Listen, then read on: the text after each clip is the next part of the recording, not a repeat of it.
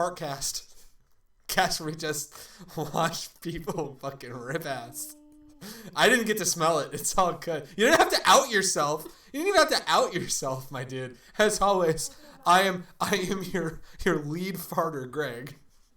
And I'm joined here by the quiet squeaker, May. Say hello. Hello. I'm also joined here by the silent but deadly Mira. Say hello. Bong. May wants to flip me off so bad. She wants to kick your I feel really bad. No, you didn't hold anything up. Ladies and gentlemen, it's our She last... didn't hold anything back. It's our last podcast of the year. I cracked open a cold one. I've cracked open a cold one for the boys. We're going to be hanging out. We're going to be chatting about a bunch of stuff. We're going to be chatting about Star Wars. We're going to be chatting about the My Chemical Romance reunion. We're going to be chatting about some other stuff like video games. I beat Death Stranding. I'm started Uncharted. You're playing a game called I think it's called I. What's the full title of this game? I have the name. I have the name on my notes. We got some announcements from Final Fantasy 14 and a bunch of other stuff. But before we do any of that, it's time for the opening meme. I'm not even going to explain this one. Dungeon Master William. This is Robbie Damon tweeted this at Matthew Mercer.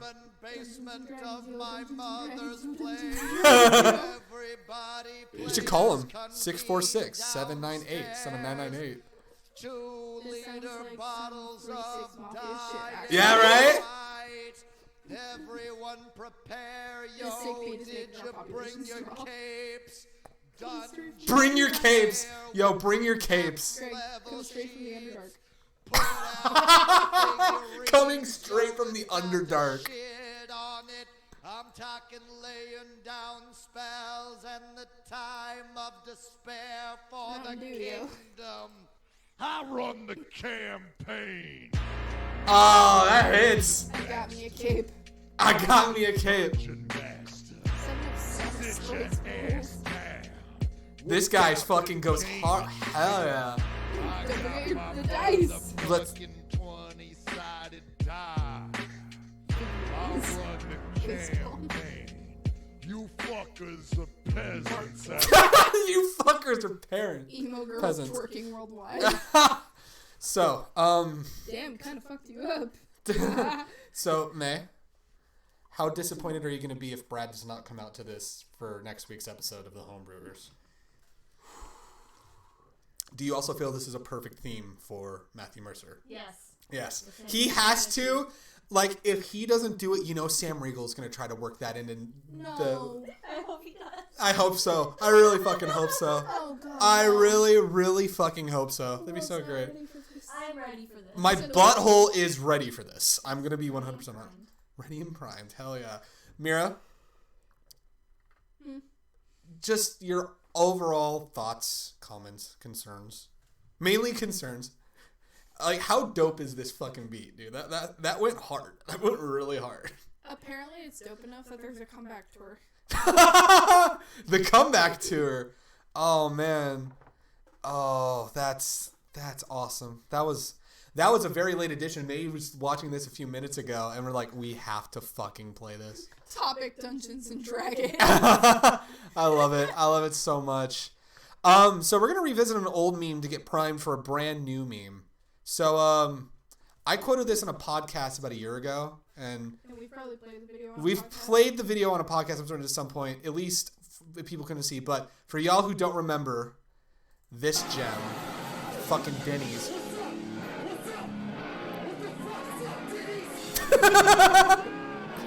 Circle pit. It's like 4 people. Yeah, right? Well, these guys are about to look like some fucking The tryhards. chick in the back, though, on her phone. Yeah, right? That's me. Tag yourself. May's the chick on the phone. I love how unrelated. There's. Oh, Seth Everman. Hell yeah. I always blank on his fucking name. Seth Everman. The bald guy. Yeah, Yes. he's the bald guy, absolutely. Lying The dumb. serious bald guy. Well, the reason why Lying dumb things. the reason why this came back up is because Christmas with the Cranks.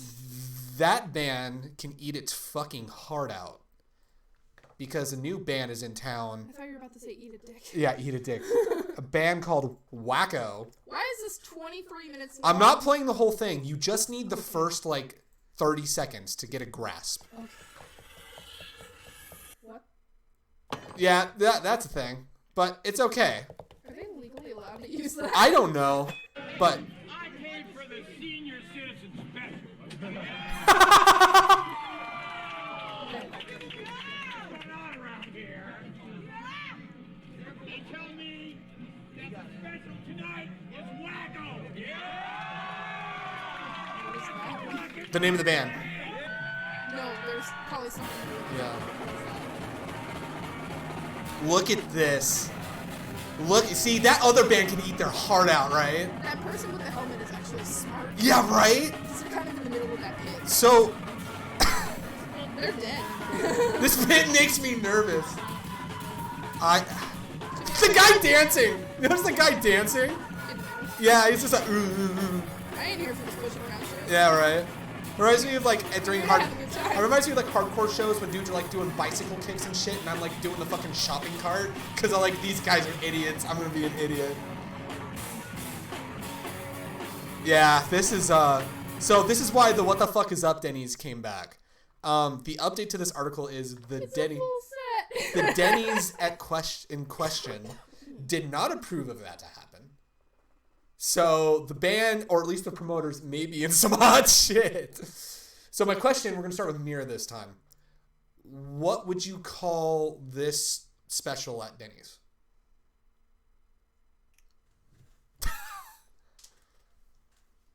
I don't know. What would you call this? Call it? What would you call it, man? Is it supposed to be named after a meal? No, yeah, like if this What was would a you special call at it? Denny's, what would it be called? Slam?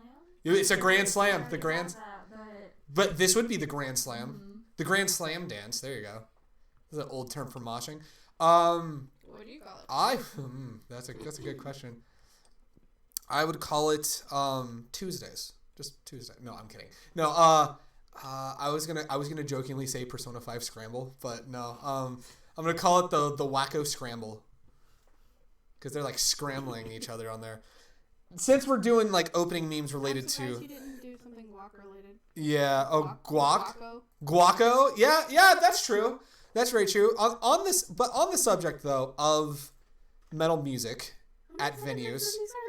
So this went viral. So remember a while ago when we played that clip with the wedding that was playing Slayer and the wife was all upset? This wife, on the other hand, got a fucking heavy ass band to play at her wedding. And look at the bride. She's fucking slamming out there, dude.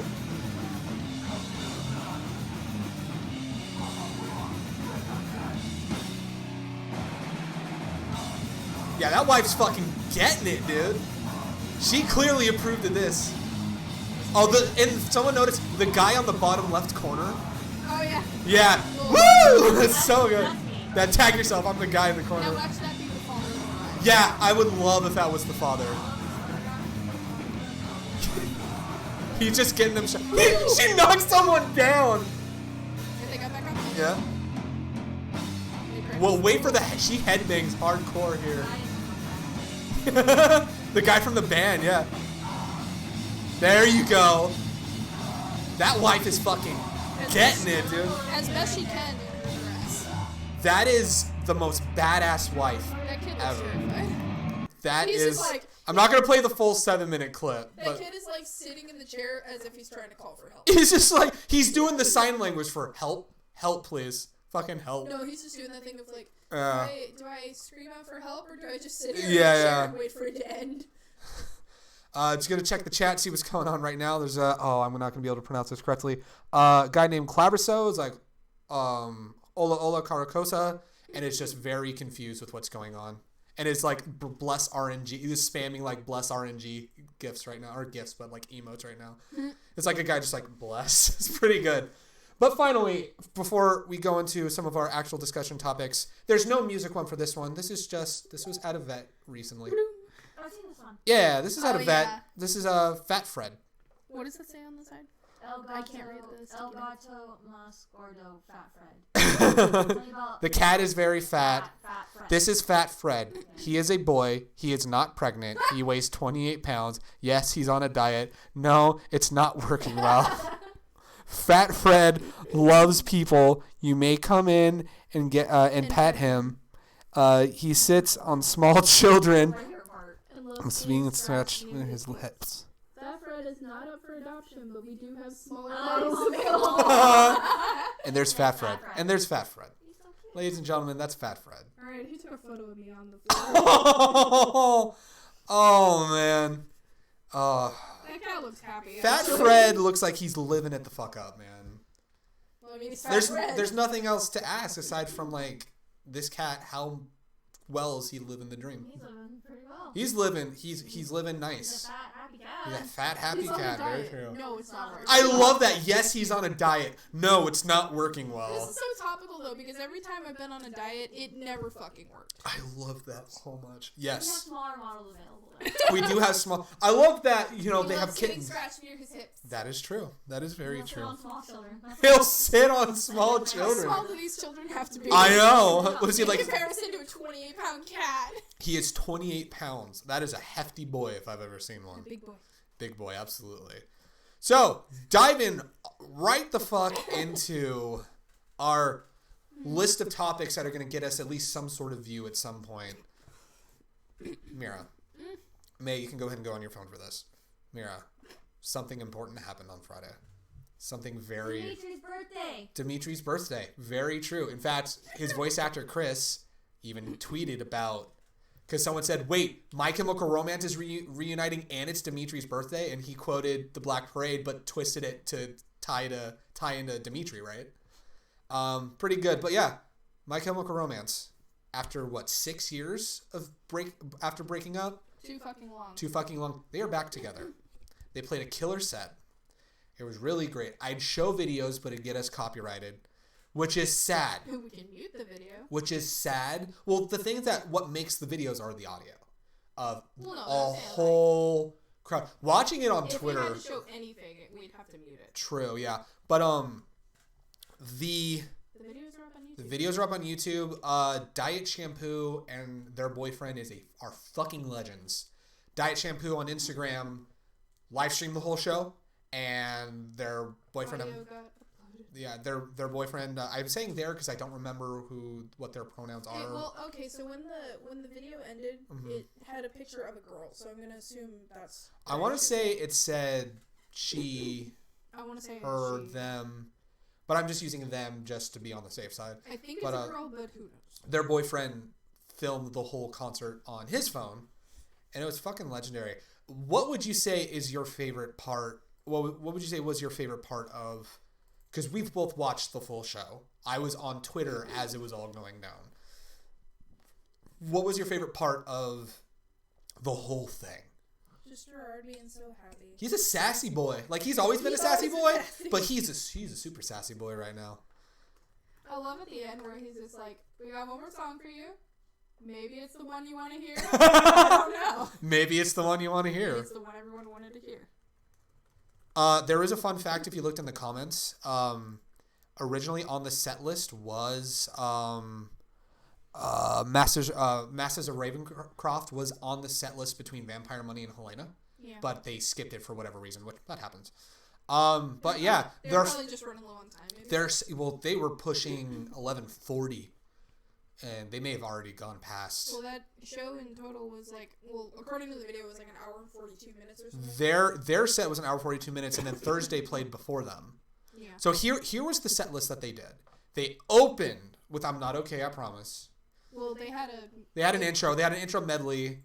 This had "Romance," "Look Alive," "Sunshine," "The Light Behind Your Eyes," "The End," "Mama," and "Interlude," kind of all like mashed in together. And then they opened with the audio of the beginning of the music video for "I'm Not Okay, I Promise." And they cranked right on into "I'm Not Okay, I Promise." And as soon as everybody heard that dialogue, everyone they're like, started "Oh excited. shit!" And then the music kicks in and the curtain drops and everything, and they're just rocking out behind the curtain. There they are. It's like, hell yeah. We're just like dying. Yeah. And to thank you for the venom, and to give him Hell Kid in the House of Wolves. That if that's not a 1, 2, 3, 4 punch to the dick, like holy shit. Into Summertime, into My dad's favorite song from them, You Know What They Do to Guys Like Us in Prison. Great song. I love how George's like, this is a song about jail. It's about jail. He doesn't even say it. We know what it is. He's just like, this is a song about jail. We know what it is. Yeah. And to Make Room, which was off that series of EPs they released, that was technically their last record. Yeah. And to the only song from their first record, Our Lady of Sorrows. I thought they played another one. No, that's the only one they played off the first record. Yeah. Into Na Na Na. Na Na Na Na Na Na Na Na Na. Into Sleep. Into Mama, one of my favorite songs personally. Which they played the audio for Sleep before they started the song. Oh, that's cool. Because they had the tape recorder? Yeah, the tape recorder. And then, like, every time it kept rewinding, people were just like, what's going on? It wasn't clicking at first. Well, because they weren't sure how long it was going to go on. Yeah. Because it seemed like it was longer than on the CD. Yeah. So everyone was just like, when is it going to kick in? And then they kick right on it. And Oh, then shit. everyone died. My favorite is, like, everyone knew it was Mama just by the sound effect. Everyone's like, oh shit, it's Mama! The explosion in the background. And then then Frank Iero walks up getting that fucking guitar riff going. Yeah, it was so good. And he didn't even have to tell people to clap. They were all clapping. They already knew what to do. They went from that into I Don't Love You, into Destroya, that's a banger of a track off of Danger Days. And He's like, this is a deep cut. it's a deep cut, yeah. Into Teenagers, which, can you imagine that, like, the people that grew up with My Chemical Romance are now at the age he wrote Where that we are song, scared of where we are teenagers. fucking terrified of teenagers now. Which my friend Kirsten was, because I showed her the concert while I was watching it, and she was just like, my mom loved this song whenever I was a teenager, and I was like, yeah, and now we understand. And now it we too. feel it so much. She's like, thank God I don't have one. Ah, yeah, it's so good. Into Scarecrow, into Famous Last Words, into The Kids from Yesterday. There was a break. That got me going. Scarecrow's great. It's good on the record. It's even better live. It's even better with the context of the comic. Oh, oh yeah. I need to read the comic. I need to read the Well, Nader because Days comic. Scarecrow is the name of the dude that kills Gerard's character in the video for Sing. Oh, okay. So everyone runs from Scarecrow. So then there's a break, and then Vampire Money, I wasn't expecting Vampire. which wasn't that like a bonus song off of Danger Days? Because I don't remember it being, because it's on Danger Days, but I don't remember it on the initial release of Danger Days. I'm no fact check. And then into, I think arguably all of our, like, one of our most favorite songs from them of all time, Helena. Most of us, that was our intro. Yeah, me, it was I'm Not Okay. And then my dad bought the record, and then the Helena music video came out, and I'm like, oh my god, I love these I guys. think I had seen the video for Helena. I saw that video first, I think. Yeah. And then, like, right after that, it was... I came home from school, and my dad's like, Greg, I gotta show you this music video, I think you'll like it. And it was the I'm Not Okay, I Promise music video on Yahoo Music. If that's a throwback. And then Encore 2, we got G-noted the fuck out of us, and Welcome to the Black Parade. If there wasn't a way... To end a decade. Yeah, if there's a way to end, like, have the end of the best concert of the decade, it is this. It is ending the reunion show for My Chemical Romance. And leading into the maybe tour. I hope so. I fucking hope there's a tour. I really hope so. I love how your dad's like, we all gotta go. My dad's like, so we're gonna go. He's like, we gotta go if they're on tour. My dad is just like, we gotta go. I'm like, hell yeah. I'm like, Mira won't marry me if we don't go see My Chemical Romance if they do a full-on tour. I want to point out, these are your words. These are my words, not yours. They're my words. But I can kind of see into the future a little bit. But it looks so great. But yeah, hell of a show. Made me really happy. Made me as an emo kid super happy and super great. And I love the crazy deep cuts and the kind of like the 1, 2, 3, 4 punch at the beginning. Just this whole set list was so good. I love how you were like stalking Twitter. I was. We were playing 14. Yeah, I was. Yeah, it was. We were playing the 14 event, which we're gonna get into in a little bit, and I was checking Twitter the whole fucking time. It was pretty cool. I see what's going on the chat right now. Someone is wondering who's the streamer. We're all the streamer. This is all for our channel, Hardest Reset, which is on YouTube. And this is where we do our live streams and stuff like that. Romano kicked in right now. Yeah, So someone said, then someone said, bro, what? And it's like, who's the streamer? The latter of the two chicks. I am the streamers. What, I'm not going to be able to pronounce this name properly. But someone else in the chat says, I'm the streamer. And it's like, cool, they're the streamer. But yeah, Romano clarified we are all the streamer. So, according to the track listing on Wikipedia, Vampire Money was on the album. Was? It's not listed as a bonus or anything. It just was just on there. Okay, so it was a part of the very last track. It was just a part of the record. Okay. All right, Yeah. makes sense. It's the very last track. Yeah. But yeah, it made me as an emo kid super happy. And it was some good shit. And 10 out of 10.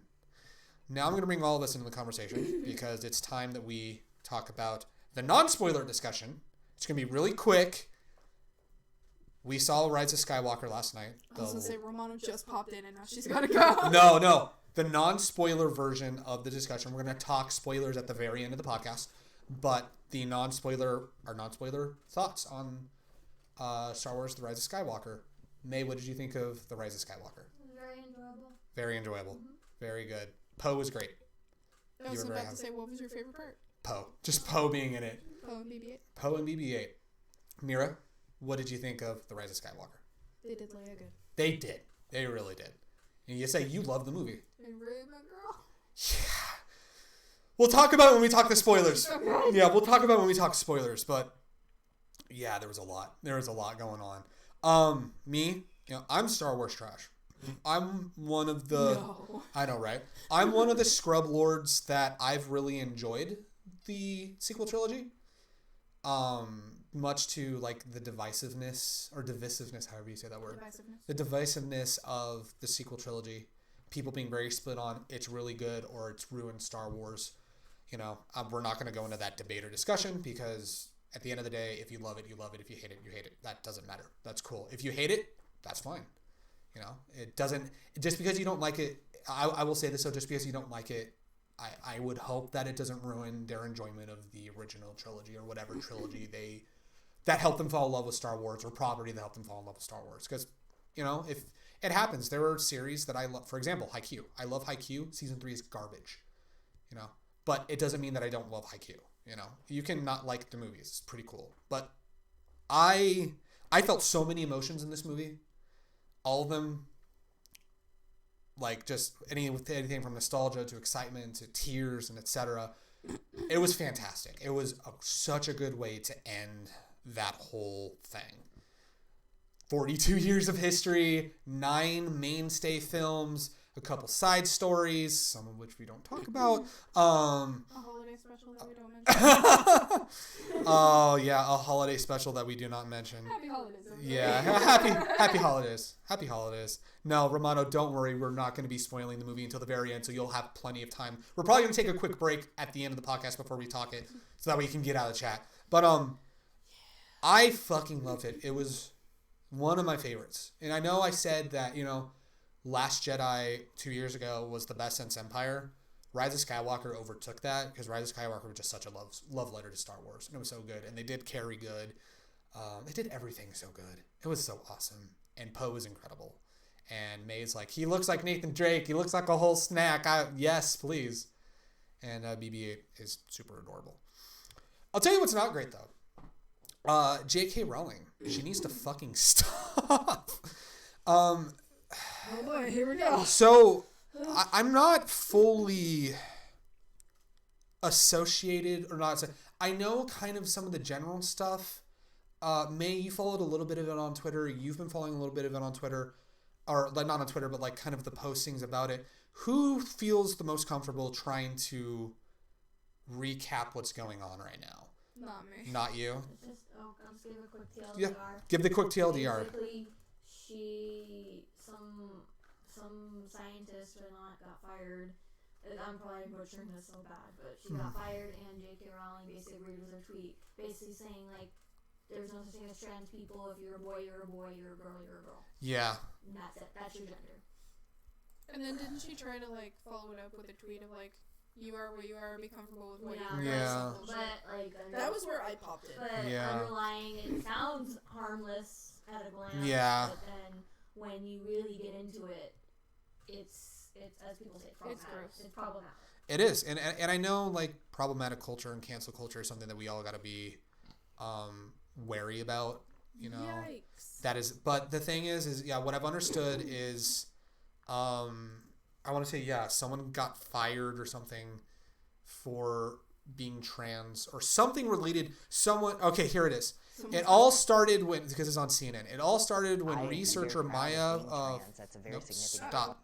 Audio. It all started when researcher Maya Forstater lost a case she was recently filed with the British tribunal after her contact with the European think tank was not renewed. She believed because she made a comment that sex is biological and cannot be changed. Rowling took Forstater's side, tweeting that to her 14 million followers Thursday, dress however you please, call yourself whatever you like, sleep with any consenting adult who'll have you, live your best life in peace and security, but force women out of their jobs for stating that sex is real. I stand with Maya. This is not a drill. And at that initial context, like you kind of see that's a great tweet. Mark Hamill liked the tweet. A lot of people, well-known people, like the tweet without knowing the context. Which I'll get to Mark Hamill's response when he learned the context in a moment. But come to find out that this Maya Forstater was basically saying transgender people aren't real. That there's only male and there's only female. There's no other gender. And this tweet basically was like, oh, I'm trans, basically confirming she's a transphobe. She's a transphobe and fake woke and shit like that. And I see the word TERF being thrown around. TERF? Which I have no idea what it means. Let me look it up. TERF. TERF. Let me Google the word TERF. But as the context started coming out, definition. So TERF is the acronym for Trans Exclusionary Radical Feminist. The term was coined in 2008. So trans exclusionary, so excluding trans radical feminists. So that is what a TERF is. Now we know. But like once people like Mark Hamill, for example, found out the real story, he unliked the tweet. He apologized, like I didn't know the context. At face value, I believed in that sentiment. But now that I know the context, I can't stand behind it. And it's just, I don't know, man. J.K. Rowling's been on a downward spiral for so long. Fucking with the canon of Harry Potter. The craziest one was her just inserting, oh yeah, Ron and Harry experimented with each other sexually while at Hogwarts. And I'm like, no, they didn't. No, they fucking didn't. Dumbledore being gay, that's great because she wrote the character to be gay. That's a part of the established canon. But it's like, as soon as she starts to not be relevant anymore, she throws out some wild shit, I wonder if she's doing this just to be a troll at this point. Like, all the random Harry Potter shit. It's hard to get a grasp on it. I really don't know. Like, I wonder if she's just throwing that shit out there just Maybe. to see how the internet takes that. Maybe. Who knows? I don't know. People have done crazier. May, I know you've been establishing it when we've been talking personally about it, but you had I don't want to say an interesting take because it's the same take everyone else has. So like, this is stupid. Like, why are you saying this? But it's like, you had an interesting comment about J.K. Rowling. About like, was it her? Oh man. I'm trying to give you the lead in so you could talk about it, and now I'm laying on the lead in. But you had some interesting words to say that just like, that you found it interesting that she's still trying to pull this shit after so long. Oh yeah, I was basically saying that even after Harry Potter's been long done, I know there's there's Fantastic Beasts and all that jazz. Yeah. But it's just like Harry Potter's done. I don't know why she keeps trying to add stuff to it. Yeah. It's finished. What I feel like what it is fine. You don't need to add anything anymore. You don't need to change anything. Yeah. It's like, hell, we have Pottermore, we have the Wizarding World of Harry Potter. It's like, you've made your money back. There's enough out there to keep a longevity because people like we all grew up with Harry Potter. We eat that shit up. Yeah, Harry Potter's fucking great. I will say though, the sequel to Harry Potter, The Cursed Child, is not good. No, I haven't read it, but I heard so many people trash on it. It's So. not good.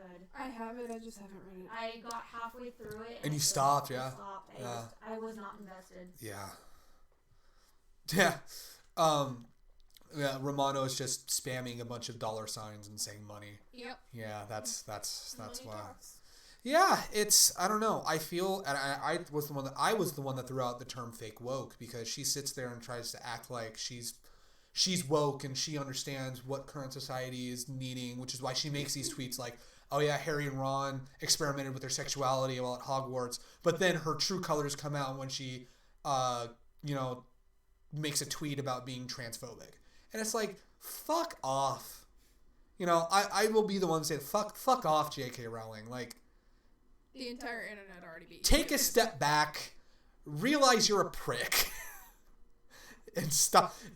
Let me tell you. I have a message for her.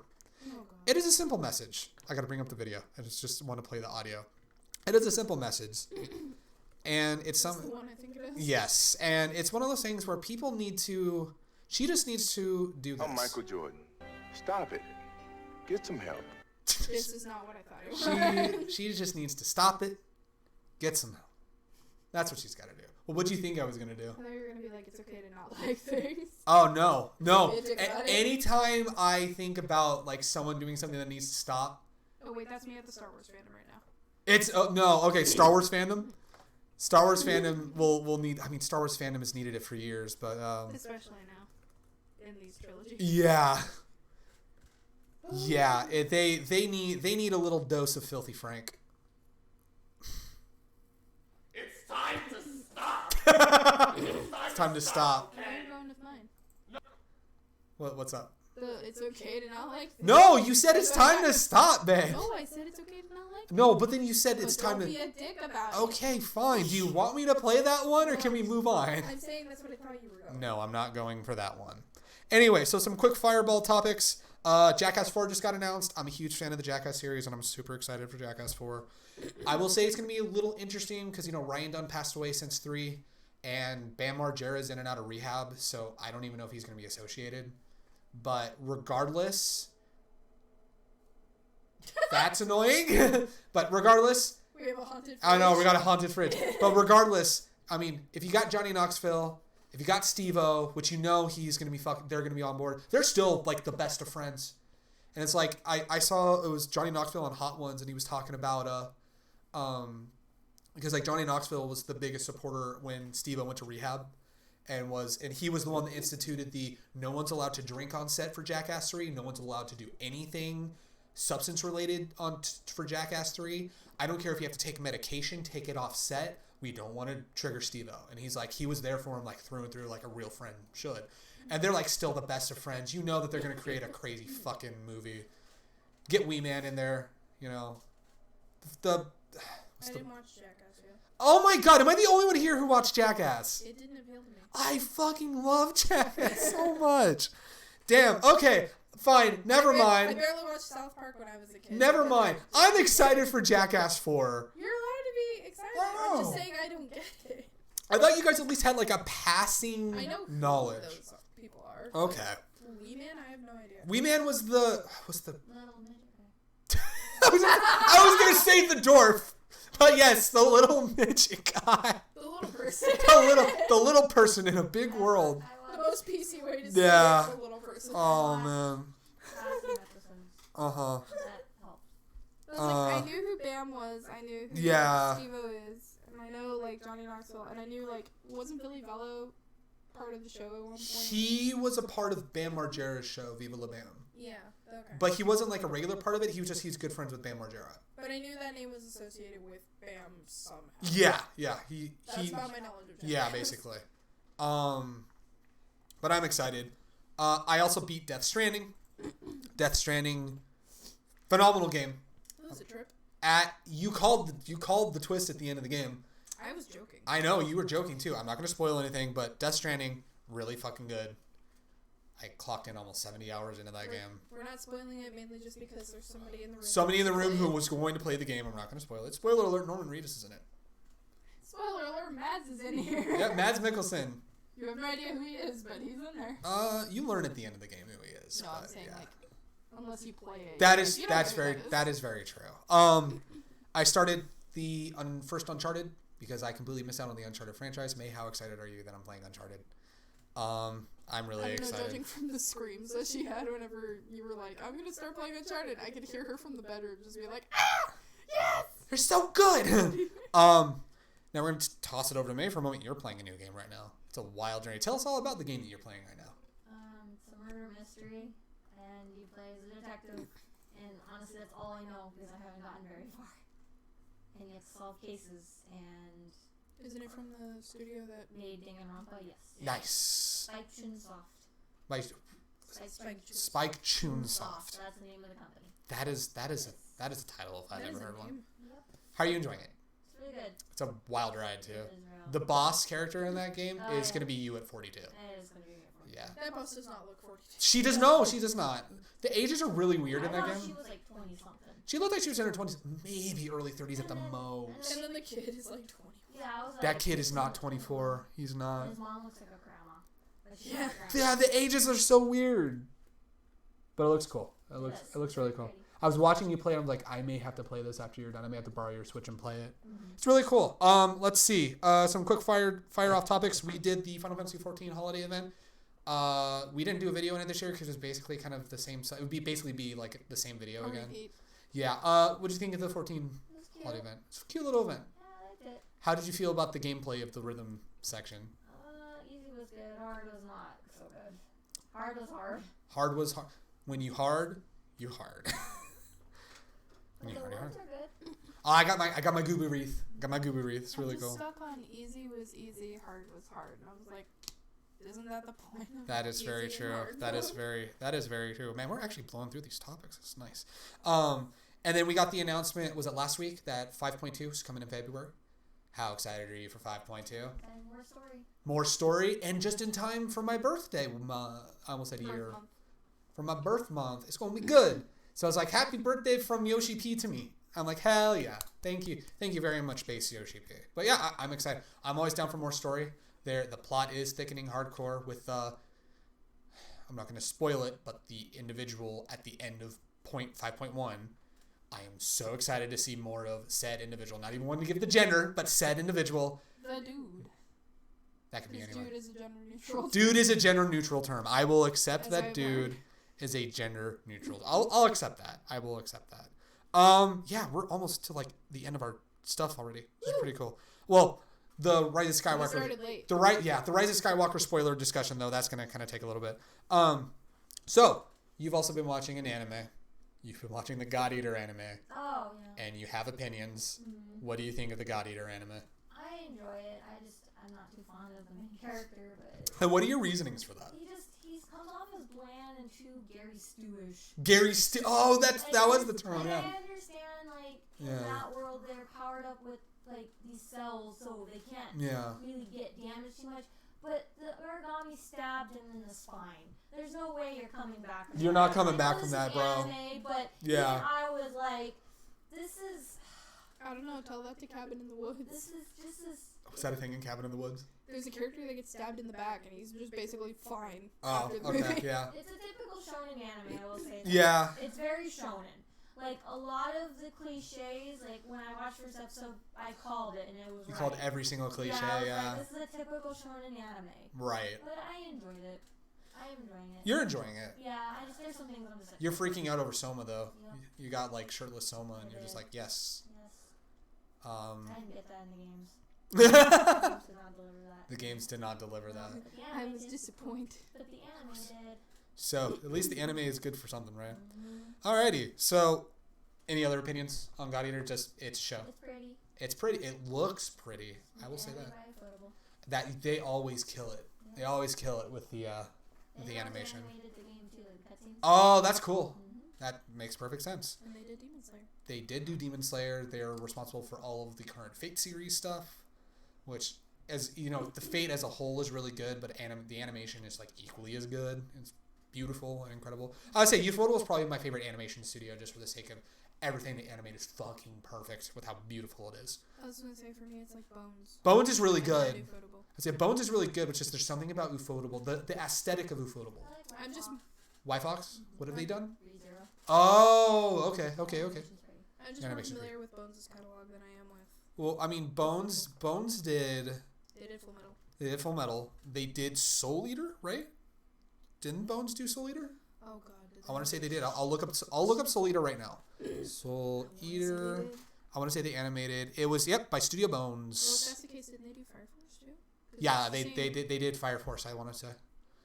So their shows. That is true. They did. Oh wow, they did Wolf's Rain, Eureka 7. That's right. They did Rain. Oron. They did Darker Than Black.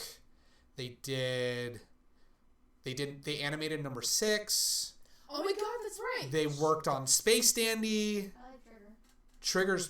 Trigger is Trigger. Oh, we didn't get to talk about Premiere. Trigger is Trigger. We should talk about Premiere in just a moment before we get to that. Shobei Rock, Battle Blockade Front. They did Mob Psycho. Bones did Mob Psycho. Oh yeah. Nice. Yeah, My Hero. Carol and Tuesday. Bungo. Psychopaths was. No. Well, it's animation spelled backwards. Yeah. Oh. That one. Bones also did Bungo. Oh yeah, that's right. Yeah. But yeah, since we mentioned it, Promare. So we saw Promare a couple weeks ago. What did you think of Promare? Very pretty. Very pretty. What was your favorite part of Promare? Everything. Everything. Just Leo. Yeah, Leo. Gallo's a fucking moron, and I love him to death. Crispin Freeman was really good in this movie. It was good hearing like Crispin and Matt and people in that movie. Billy Kamitz though as Gallo is really good. And then Johnny outdid himself as Leo. It's really the whole movie was just fantastic. I was scared because not a big fan of Kill la Kill at all. I think people have heard my rant in the past about why I do not like Kill la Kill at all. And you like Kill la Kill a lot. I was scared because a lot of people were making comparisons to Kill la Kill, but then also people were making comparisons to Gurren, which is one of my favorite shows of all time. And it very much was the Gurren vibes of big fuck-off robots getting larger and trying to save the world. And it's like, oh my God. It's like the nods to Gurren were so good. It made me super happy. And like I said, Gallo's an idiot and I love him. So, Hardest Reset videos. We posted our last 2 videos of 2019, at least Saturday videos. This is technically going to be the last video of the year. Maybe not. It depends. We'll get to that in a moment. So just kind of a general question I wanted to say is just like with our year of content this year, we're a small channel and we do this on the side. We do this to kind of, we do this as kind of an escape from like our normal people jobs and stuff like that. We de-stress. And I think, and this year I really tackled doing the content as less of a, I'm doing this to make this successful, more of a, I'm doing this because I love it. And I personally feel like I think we've made some of our best content this year. I think we've done incredibly well. Mei, you and I brought back the gameplay videos and they're like fucking great. Mira, you and I have done some of the experimental videos and they've been awesome, like the Yep, It's Walmart and stuff like that. Homebrewers has grown incredibly well. Well, D&D anything. Mm-hmm. It's if there's a series that with each episode it's gotten better and better, it's been Homebrewers. Whether it's from technical aspects to moving to this table instead of doing it on that table. Thank God. Which we have more space here. It's just more reasonable. Yeah. And just kind of the, Brad's storytelling is fucking great. We give him shit here and there for things, but his storytelling, and even people in the chat are just like, your DM is really good. It's like, he's really cared about it because, he told me that until this campaign, he always would just make shit up on the top of his head. But he's like, now he's actually playing. He's got like this full plan and this massive notebook of notes upon notes upon notes upon notes. And he told me actually he has 4 sessions ahead. And obviously, but the thing is that like he obviously changes are made depending on how the dice rolls and the decisions and whatnot. Well, it also has to be just because like yeah. If we solve a puzzle that's supposed to take us like half the campaign, then he's got to like rewrite around that. Yeah. Which, by the way, shout out to Jobbers. It says, "Girl in the green is gonna fall asleep." You gonna fall asleep, May? I am gonna fall. You're gonna be falling Yes. asleep. I'm trying to keep you as entertained as possible. But no, what I was gonna ask is like, as far as 2019 goes, as kind of a wrap up, we can talk about videos. You can just talk about your personal life as much as you want to. Just kind of general, what did you feel about your 2019? And we'll start with May, since we. Yeah, it's ups and downs. Yeah. Yeah, I mean, it could go better. It could be better. I'll definitely say this: it wasn't 2017, which was a really bad year. But yeah, It doesn't do. We shouldn't really try to compare years to other years. I know, but 2017 was an exceptionally shitty year. Honestly, though, like, I mean, it was bad, but I try to just move on past it. Yeah. It's in the past, I look back at it, I'm more of a thank God this year wasn't a shit show like 2 years ago. Mm-hmm. That's what I do. It's like you had your good. What would you say your goods were of the year? Because I don't want to dwell on like your bads. What would you say is like the good stuff that you feel comfortable talking about? I should say. Rise of Skywalker. Seeing Poe Dameron dressed as Nathan Drake. Sir Emmerich. I guess going out and doing more things. Yeah. For myself. Yeah. You started to break out of your little introverted shell, and it's been really cool. So I'll definitely say this too. I've been proud behind the scenes of Hardest Reset. I've been like super proud of like you being like, I want to do this. I have this idea. I want to do it. You kind of sitting in with me as I do editing from time to time, which we got to get you to edit some more video, get some videos. Yeah. I forgot about that. No, it's all good. But yeah, I've been really proud of like you. Like when Fire Emblem's coming out, you're like, I don't care how we do it. I want to do a Fire Emblem video. I don't care how it needs to be. To do more 3 houses units. Oh yeah. I have like over 400 orbs saved. Oh yeah. We need to do. What did really well, and I think we need to do this. We need to do more of the gacha games stuff because that sharing the Tabarn Salt video, which I still haven't uploaded the update, but you got Tabarn, and I have a video on my phone of looking at your phone when you finally got Tabarn, which happened like 6 months after we did the video. You were trying for a long fucking time. And then he just randomly came. I was like, yeah, oh. you were in your room and you start screaming. I'm like, what's going on? You're like, I got Tabarn! I got Tabarn! And I recorded the epilogue. So. You're like, don't click out! Yeah, right, yeah. Mira, how was your 2019, whether it was content-wise or personal-wise? How was your 2019? I mean, the first half of the year was stressful. Just because of the whole, like, not being employed. Yeah, I'm with you Job on hunting. that. I'm with you on that. The It's job hunting. hard. I don't miss the job hunting Uber days because those were stressful days.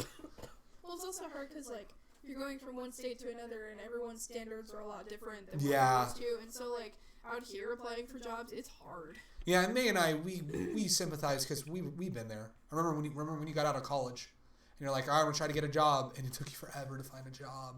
Like, because even at the tail end of that, we were contemplating, it's like, should I just go back to school and just try something through there? Because Yeah. no one's really wanting me to... Yeah, we almost We saw... contemplated it. We did. And we were... Right next to a college. I wasn't going to give the full kind of thing, but there's a college in our area. It could be any college. Yeah, there's a college in our area that you easily could have gone to. But, like... Yeah, I totally get so you. the first half was stressful. Mm-hmm.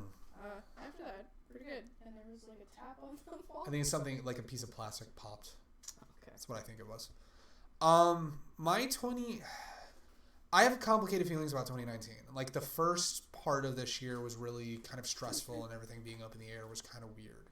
And then the water half blew up. So there's some back and forth.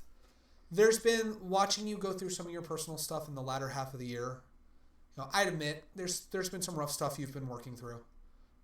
There's been some stuff with like families fighting and you not being home, to stuff going on with a certain family member right now, which unless you say, I'm not saying, but you know, stuff going on with a certain family member right now.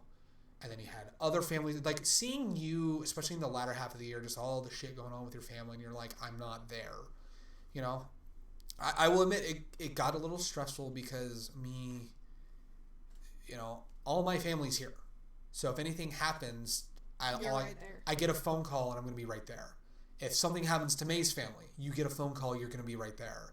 And it's hard to kind of try to help you when that's all that, you know, you can do is get a phone call from home. But there are other good things. Like I said, you know, May and I, we've made it a point we do bro days. And I say I have loved our bro days. And I'm excited to do more bro days. I say nothing. One of my favorite days of the year is when you and I went and saw Hobbs and Shaw. That's out on DVD. It's out on DVD? Oh my God, I might rent it for a bro night.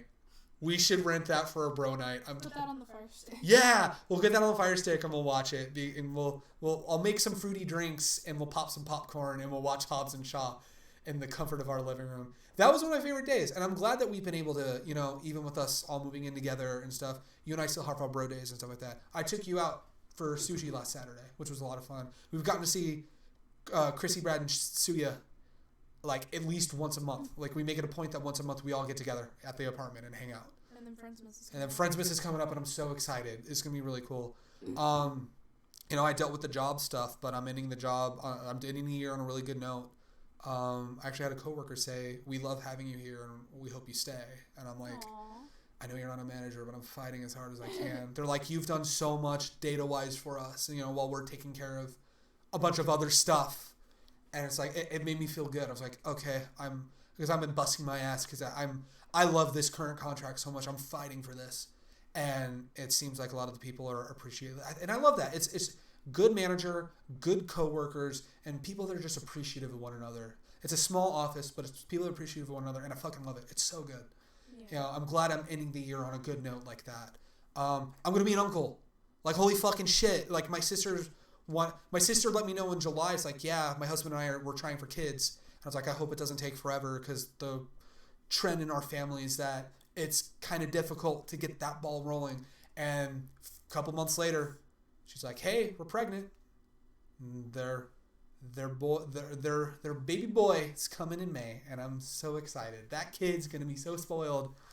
That kid's gonna be so fucking. I'm gonna spoil the shit out of that kid. I'm so excited." You just reminded me of the bombshell I got on my side of the family. Yeah. I'm gonna be an aunt. Yeah. I was not ready for that. None of them. When you texted me that the other day, I'm like, she messaged it to me at work because I was just like, who all knows so far? And she's just like, a few people. Yeah. May, you're gonna be you have to. You're gonna be a weeb. I mean, you're always a weeb. Who's pregnant? My sister. How old is she? She's 18. Oh, she's basically. She's 10 years younger than I am. So she's about the same age my mom was when she was pregnant with me. When you showed up, like, "Hi, Mom." My mom popped me out at 21. My mom waited. Wait, she was 18. My mom was 18 when she got married. Oh, when she got married. Oh. I'm just saying that's around. Not when she had a kid. Oh, it was around the time. Okay.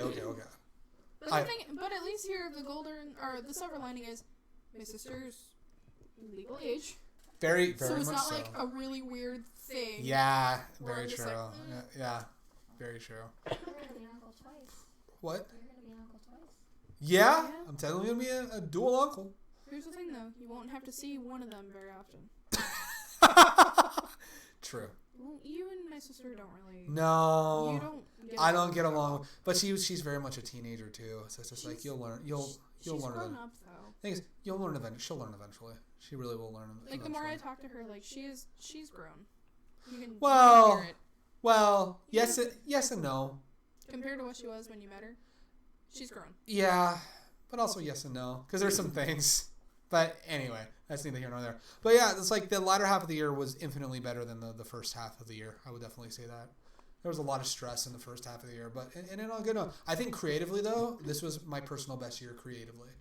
There's a lot of projects that I came up with that I saw to fruition, and even the ones that didn't work as well, I was still like everything I did this year creatively. I'm super proud of. I have to write more short. Yeah, that's my hardest reset resolution for 2020 is to finally get back to the fucking shorts. Is to finally get back to that. You need to actually direct. Yeah? Yeah, you're right. But anyway. But yeah, we put our last two videos. We did the 5-minute dungeon video that came out on Saturday. And then before that was the D20 of Fate compilation, which is pretty great. We have one last recording session next weekend this coming weekend during Friendsmas. Keep posted on the YouTube channel. Keep posted on our Twitter at Hardest Reset. I don't know if we're going to be doing a Extra Life 2 Electric Boogaloo or if we're just going to record the Extra Life stuff when they're over here. We'll keep you guys posted on that. If nothing comes out on the channel or anything like that, we're recording it. But if we come out with a video, you'll know, and it'll be on our Twitter and Discord will know as well, and we'll open that stuff up. Podcast award winners. We're going to be announcing the winners on our first podcast of 2020. That's going to be on January 5th, I remember correctly. So go vote now. Go vote now. Vote down below. Go vote. Go tell all your friends to go fucking vote. Yeah. Sunday, January 5th will be when we announce the winners of the HR Office Podcast 2019 Podcast Awards. I said podcast twice in that sentence. That was really weird. And I think that's about it for now. We're going to take a really quick break, like a quick restroom break, busting out the tavern music. Restroom break. We're going to get ready to talk about full spoilers for Rise of Skywalker. If you haven't watched it yet, I'm also going to, during the quick break, I'm going to change the title so they know Rise of Skywalker spoilers. But Bye, Romano. But we are going to talk all about the full spoiler discussion of the Rise of Skywalker, the last of the Skywalker saga, and I'll say spoiler alert right now, one of my favorite movies of the year. But until then, we'll catch you guys in a few minutes. We'll do the lively one.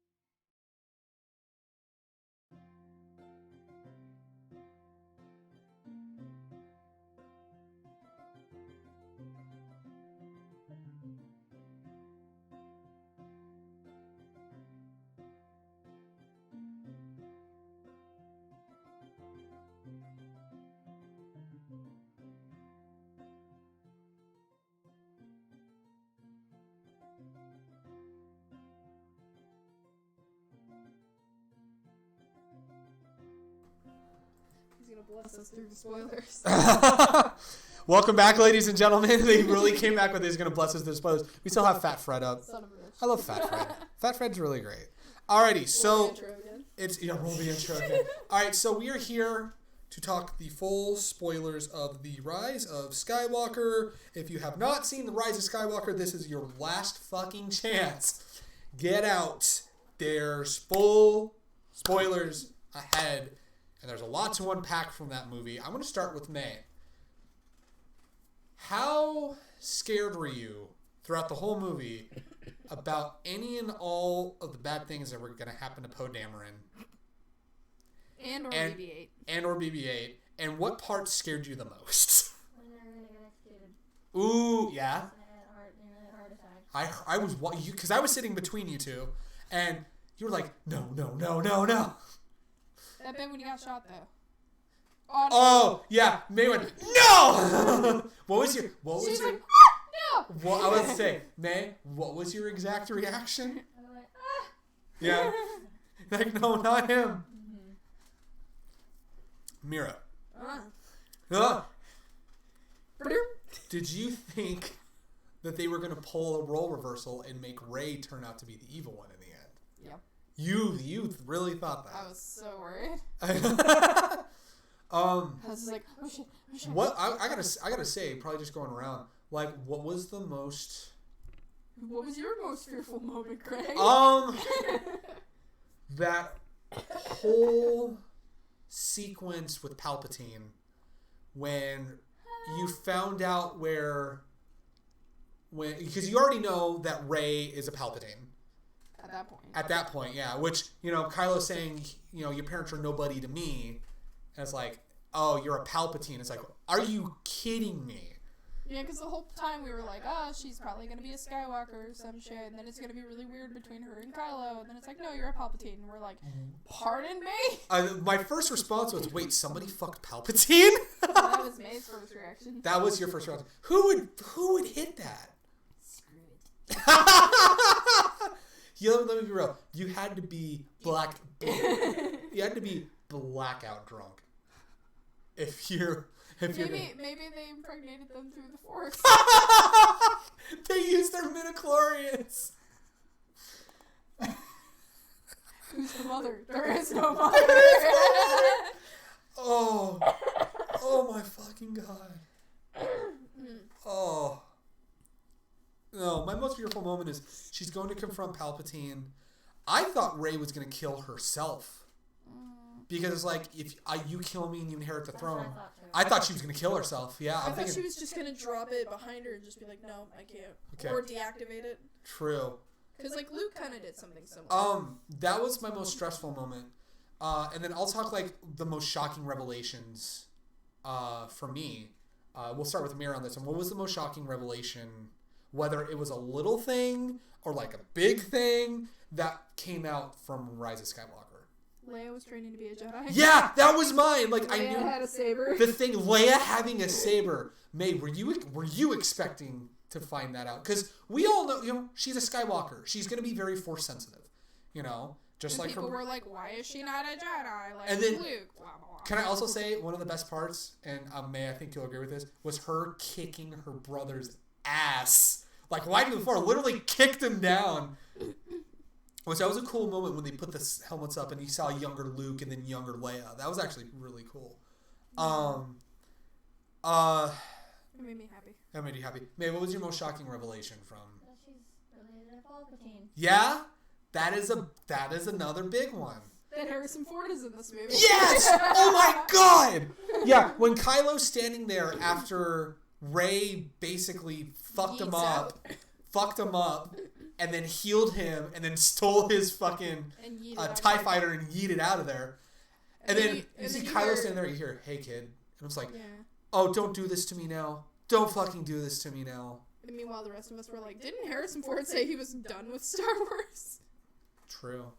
It was all a ruse. It was all a ruse. J.J. Abrams must have thrown out a bunch of money. Abrams. Yeah. Come back from this one scene. Yeah. You don't have to do press or anything like that because it's going to be a secret, but come back for the scene. Which Harrison Ford. Only be one scene. Which Harrison's probably like, fuck yeah, let's go. And you're still dead, so.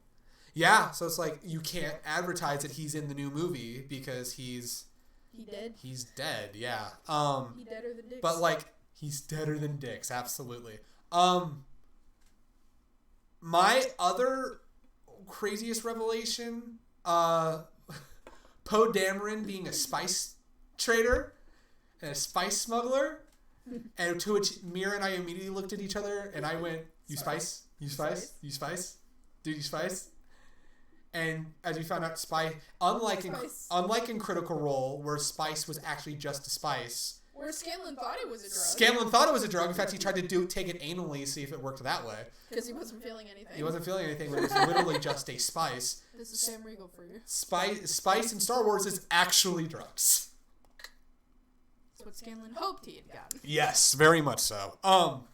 But I would say I like getting the backstory for Poe and finding out that he was a smuggler and a spice trader. What did you? Because Poe's your favorite character. Like, what did you, getting all this background on Poe, like, how did it change anything, even if it didn't, you say it didn't, like, how did it change your kind of view on, or understanding, or love of Poe Dameron, finding out, I was just saying, just finding out, like, he was a spice trader, and then he ditched to go join the Resistance. It made me love him even more, because he's just not this goody two-shoes of a rebel streak. Yeah, very true. He did some shady stuff in the past. It made his actions in Last Jedi make so much more sense. It made sense to me. I just thought, oh, he's just like a hot-headed trigger boy. That's how I thought. But he found out, oh, he used to be a spice smuggler. Oh, yeah, he's very much a rogue boy. As if he wasn't the Han Solo of this trilogy already. It's pretty good.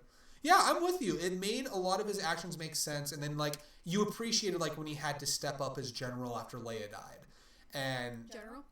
The fact that he made Poe a general with him. That was cool. Poe made Finn a general. Yeah.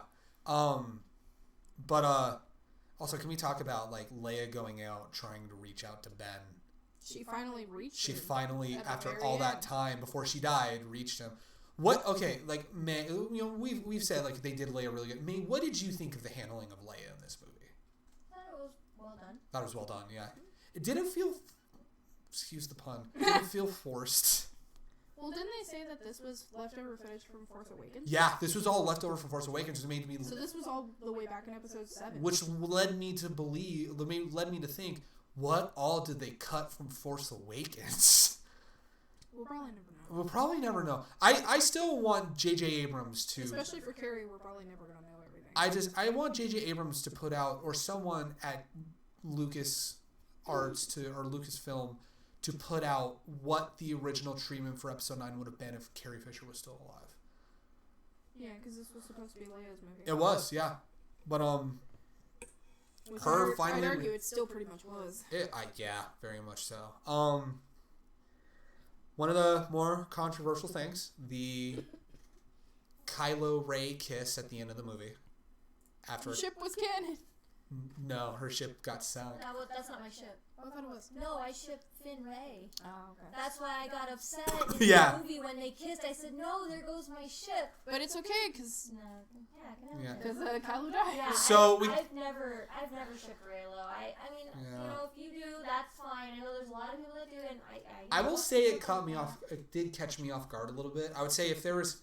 It's not even a complaint. If there was something that I felt was weird in the movie, that was probably the only thing. I'm like, this came out of nowhere? I think there was just a lot of emotions leading up to that. I think so, yeah.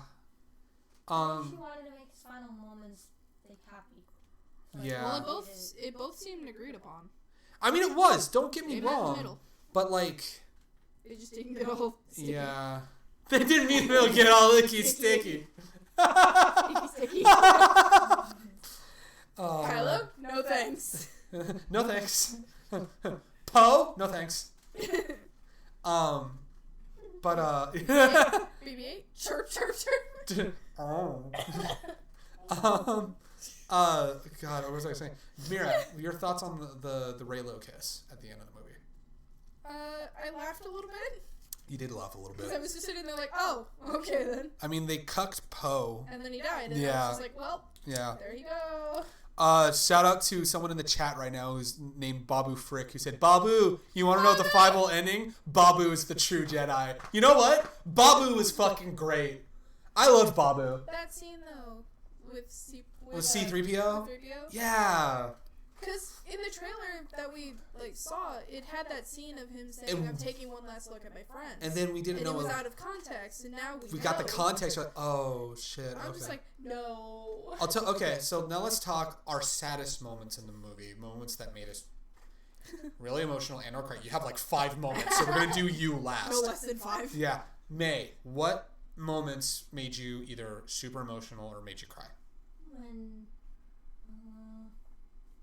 Han Solo was talking to Ben. That was a good one. I had a moment, and then when Poe tells Leia's corpse, I don't know what to do.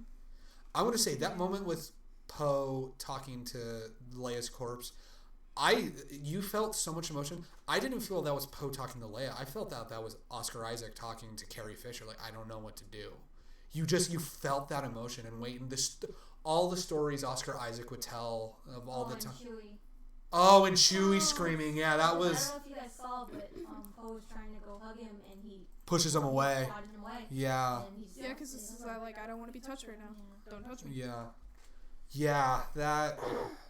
I'm so glad Chewie didn't actually die because I was so angry when you found out that they purposely did that in order to try to turn Rey. Yeah, it's like ooh, yeah.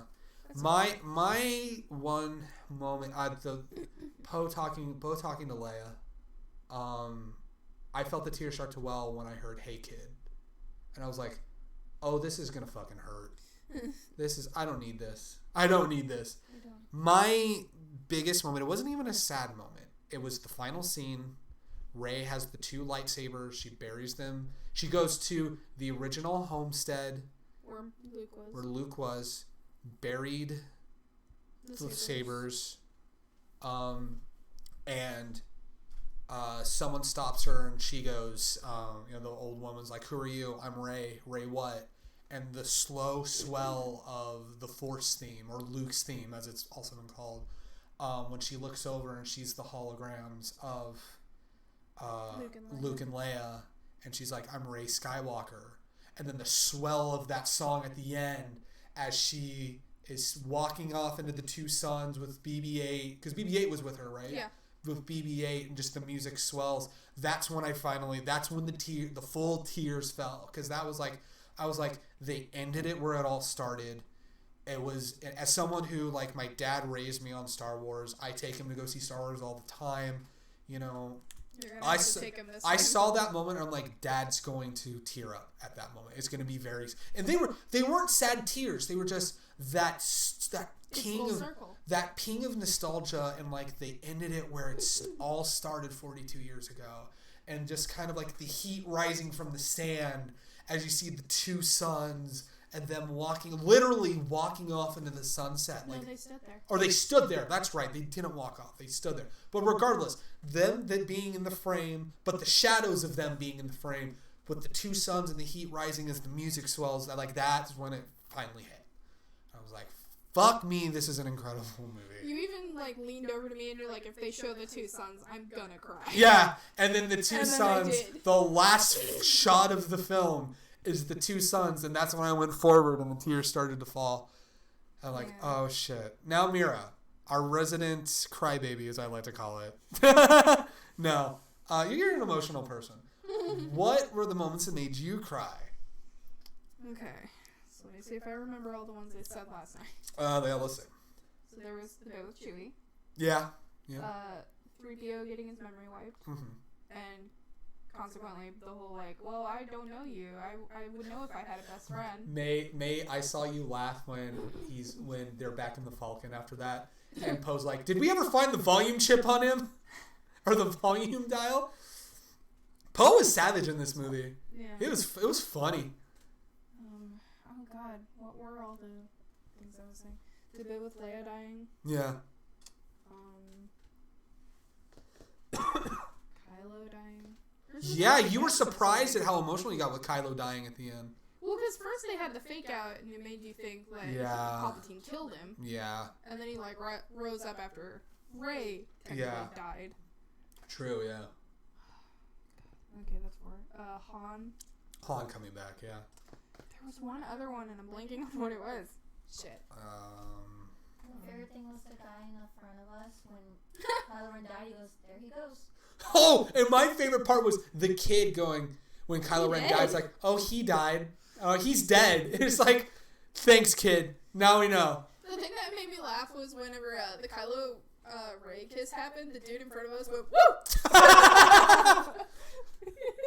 Crybaby emo boy got his first and last kiss. He died a virgin. He did die a virgin. Oh. Well, I'll tell That's you depressing. who maybe isn't a virgin but got hyper cucked was Poe. Well, they said that him and that chick who were ex-lovers. Yeah, they're ex-lovers. Yeah. They had a thing on, and he gave her the bedroom eyes, and she said no. She's like, He's like, Him with the arm wrap, and he's like, and she's like, He's like, all right. You were quietly going, it's me. Come on, I'm over here. I'm just right here. I want kiss. I want kiss. I'm right here. I'm right here. I want right kiss. here. I want kiss. I am here. I am here. One last question before we wrap it all up. Say real quick. So, Go ahead. I guess I'm the only one who didn't expect the Weasley dude to be the spy. Oh, Hux? Oh, I didn't expect that. Shit. I was going. Okay. I didn't either. When that thing happened, I was like, when he, because I knew that the stormtroopers were going to get shot. I was thinking Rey was going to be there and like at last second with like a fucking like a standoff with Hux. But then when you see the three down and Hux throws the gun down and says, "I'm the spy," the whole theater went, "What?" And then Pooh's like, I knew it. And I'm like, you must have been the only one then, bro. And then Hux died. And then Hux got wrecked on my way to the bathroom. That dude was like, I fucking knew it all along. Yeah. I'm like, okay. Tell Kylo we found the spy. Yeah. That guy just gave no fucks about anything. No, he didn't. He was He was Kylo's Grand Moff Tarkin, that guy that took over. Yeah. Which Grand Moff Tarkin was the right hand man to Vader. Oh. The guy in Rogue One that was helping build the Death Star. Yeah. I don't remember. Okay. Okay. She didn't like Rogue One. You didn't like Rogue I One. kind of snoozed through it.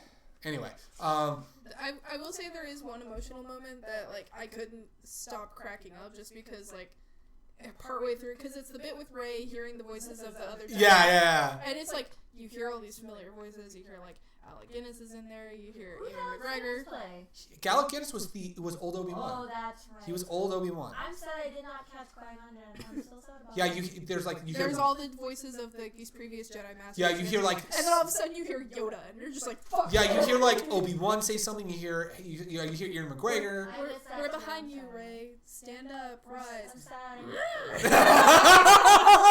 God damn it. Yeah.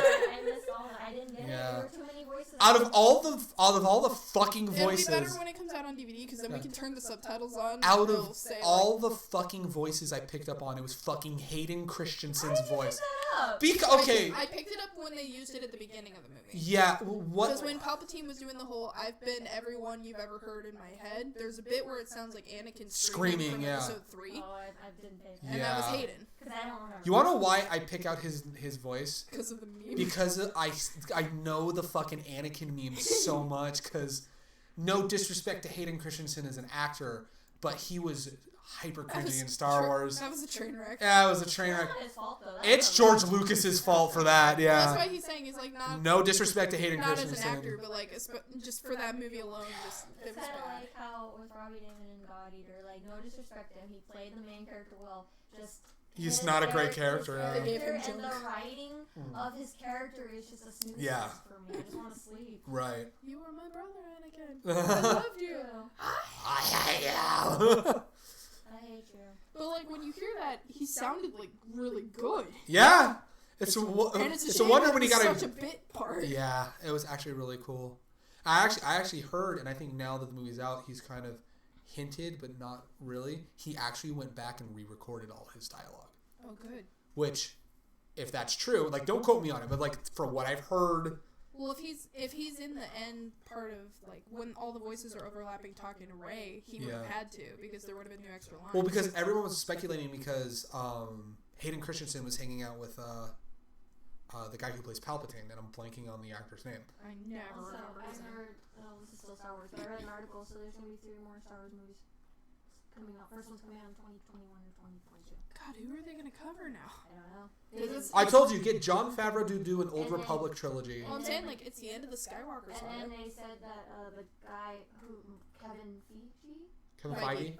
he wants to direct Star Wars. He wants to direct a Star Wars movie. Which that would be interesting, getting head of Marvel. But, well, former head of Marvel, because he's not head of Marvel anymore. Yeah, he loves Star Wars. Like, he said he'll like do anything for it. Well, I mean, you have Jon Favreau already in charge of The Mandalorian. So. Which he's been killing it with The Mandalorian. New episode of The Mandalorian was fucking cool, by the way. Yeah, and stressful. And fuck that ending. If anything happens to Baby Yoda, like, I will fucking riot. Like, holy shit. Sorry, go ahead. But yeah, there's going to be 3 more from Star Wars. I'm not surprised. But I'm also not going to be surprised if, like, they say 2021 or 2022. I wouldn't be surprised if it's longer, because they did say they were going to take a prolonged break from Star Wars. So, but, they might focus on, like, just the spin-offs or, like, one-shot movies like Rogue One was. I think they said the reason I want to take a break is that's why one of the many reasons why Solo did not do well is because they tried to rush it to get it in theaters. Solo's production was so troubled. It was super troubled. It sounds like if they just tried to take it in a different direction, it probably would have been okay. Well, they said they had to do 6 months worth of reshoots for Solo. They had to do like 4 or 5, like 3 to 5 months of reshoots for Rogue One because the initial cut was a fucking mess. And they went back and I forgot who it was that came in and helped restructure the whole film to make it what it is now. And I know, May, you're not a big fan of Rogue One, but I fucking loved Rogue One, and that was one of the few times the movie got saved in post. To be fair though, like Rogue One, you're tying in with like the main thing of Episode 4, which is the Death Star. Yeah, the Death Star. Yeah. Plans. Solo is just like it's Han's journey to be a smuggler. Yeah. Which you could easily do that a lot. I'll just say this. Without having to go back into lore and being like, okay, now how does this tie? That should have been a mini. I'm not gonna lie. Should have been a mini series. Just do a quick mini series would have been good. Anyway, May, go ahead. I will admit the only thing that I liked about Rogue One was the robot and then the male main lead. Okay, yeah. That's it. That's what really kept my interest in that movie was those two. Otherwise, I did not. Okay, and what's his name? Mads Mikkelsen. Mads Mikkelsen. Him standing there on the moisture farm. Yeah. You know what I realized? Because we looked on Disney Plus and we saw like the little bit for Rogue One, and you see him walk out, and I noticed it hardcore with Death Stranding. Mads Mikkelsen's really good at looking clinically depressed all the time. He has that face of I'm so depressed. I'm so sad. But he's not. Well, I mean, the way you phrased it was he's good at looking tortured. Yeah. Oh yeah, he has that expression. He's really good at that. Yeah. But yeah, otherwise, that's just my opinion. I did not care for Rogue One. I mean, I watched it with you. I said I would, and I watched the whole movie through with you. But I just didn't care for much. I think the issue for you is that you're so not familiar with like A New Hope. That if you were familiar with A New Hope, all the little bits and pieces, you would have been like, oh, that's that, that's this. I think even if I went back and watched the original movies and then I watched it, it still wouldn't be my favorite. That's the thing. It's probably just because she's so action-oriented that like a lot of the downtime in Rogue One is kind of where she starts to lose that focus.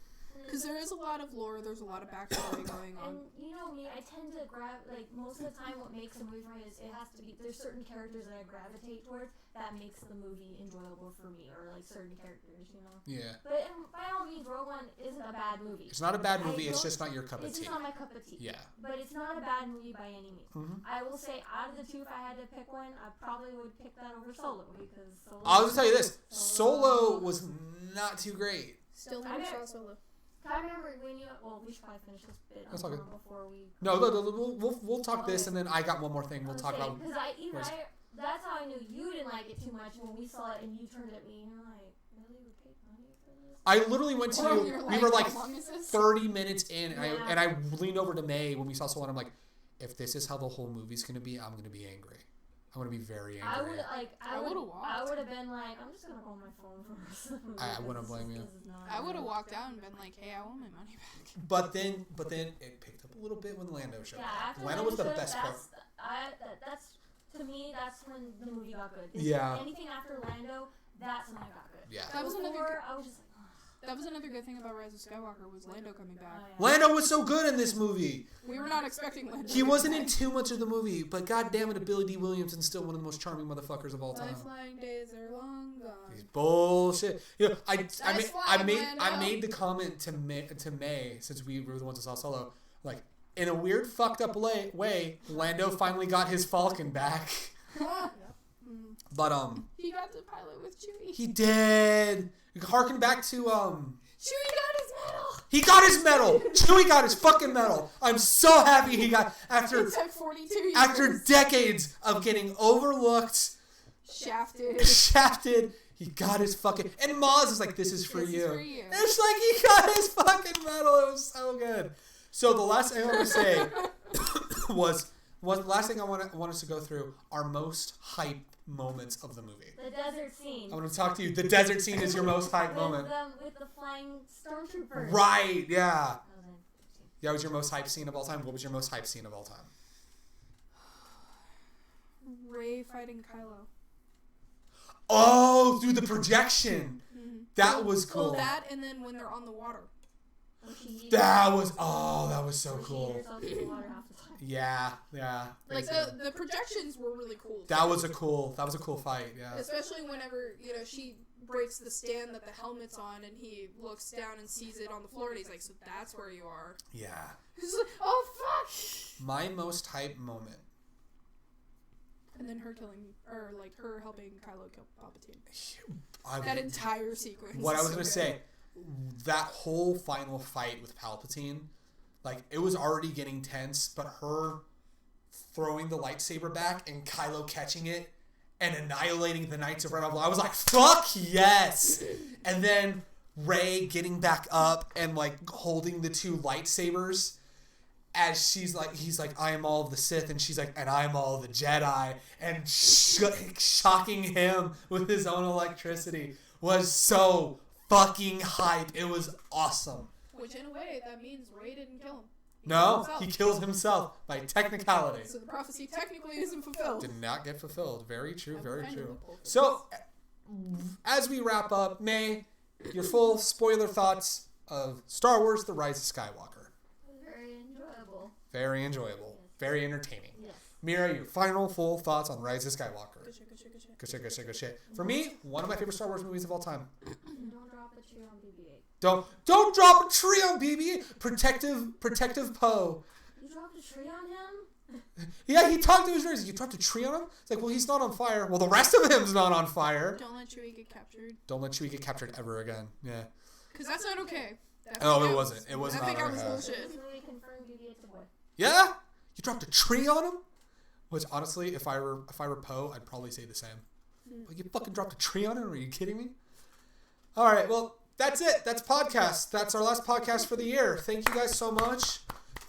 Thank you guys so much for being a part of 2019. I'm really excited to do new stuff in 2020. It's going to be really cool. Regardless of if we decide to stream this stuff for the rest of the Extra Life stuff, we have one last session of the Homebrewers, which will be streamed on, let me get the date, the 29th. Yes. It's probably going to be at the normal 4 p.m. time. We'll just keep posting on Twitter and follow us on Discord. It's pretty great. But we will see you guys podcast-wise in the new year. So until then, we'll catch you all later. Yeehaw, Skyrim.